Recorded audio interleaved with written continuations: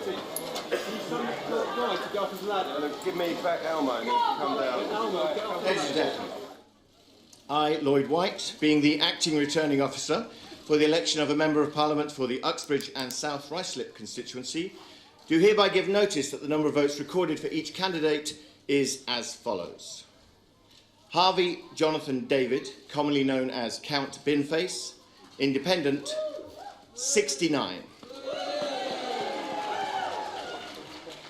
Hughes David Stephen, commonly known as Lord Buckethead, the official Monster Raving Loony Party, 125. Burke Norma, independent, 22. Courtney Jeffrey Dennis, UK Independence Party, 283. Humphreys Joanne Ilone, Liberal Democrats to Stop Brexit, 3,026. Johnson Alexander Boris de Pfeffel, commonly known as Boris Johnson, the Conservative Party candidate, 25,000.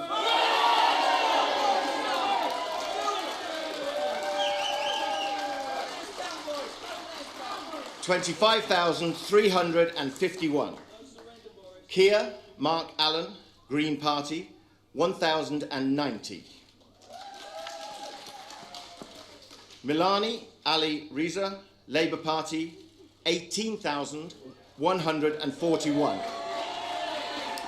Right, we don't need to go any further then. We can clearly see the result there. They didn't lay a glove on him in reality, Ali Milani. They're in a huge effort by the Labour Party to decapitate Boris Johnson there to get him out. A huge attempt to mobilise some tactical votes there. But you see the Liberal Democrats, well, 3,000 of them still stayed with Joanne Humphreys. But the Prime Minister returned, as I say, didn't really lay a glove on him there. 25,351 for Mr Johnson. We should hear from him very shortly indeed. Let's just take you through some more of the numbers. We'll keep our eyes on the left-hand screen and turn that into some analysis for you, or will we? Here he goes.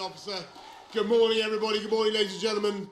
Thank you all very much. And listen, I don't want to tempt fate, because clearly lots of results are still coming in, and we're still only dealing with projections. But at this stage, it does look as though this One Nation Conservative government has been given a powerful new mandate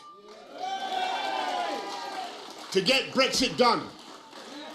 And not just to get Brexit done, but to unite this country and to take it forward and to focus on the priorities of the British people, and above all, on the NHS. And yes, we will recruit 50,000 more nurses and 6,000 more GPs, and we will build 40 new hospitals. And I'm proud to say that one of those across the country, and one of those hospitals will be right here in Uxbridge and South Ruislip. And I'm grateful once again to the people of Uxbridge and South Ruislip for returning me to serve you. It is an absolute privilege to do this job and to work for you. And I thank once again the police, the council, everybody who's worked so hard all night to count for us, the returning officers. I thank my fellow candidates in all their glory, Lord Buckethead, and others, Elmo and others. Forgive me if I don't identify them all.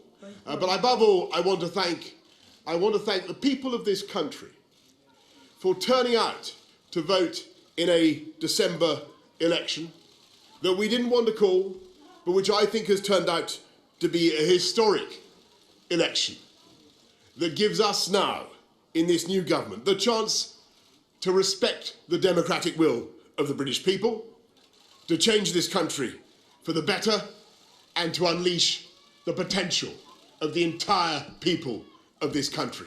And that is what we will now do, and if we are lucky enough to be returned, as the exit polls seem to suggest, then that work will begin tomorrow. Thank you all very much. Or rather, I should say not tomorrow, today. Today. Thank you all. Thank you all very much. Thank you. Well, the Prime Minister there returned in Uxbridge, and as you heard, they're rather cheekily, perhaps, they're staying with those campaign pledges that were so questioned, in particular about the 50,000 nurses. He said there'd be new ones, 50,000 new nurses and the 40 hospitals. Well, that's by the by, because there was a big attempt, as we were saying before we heard the numbers there, to get rid of Boris Johnson, and they didn't really get very close.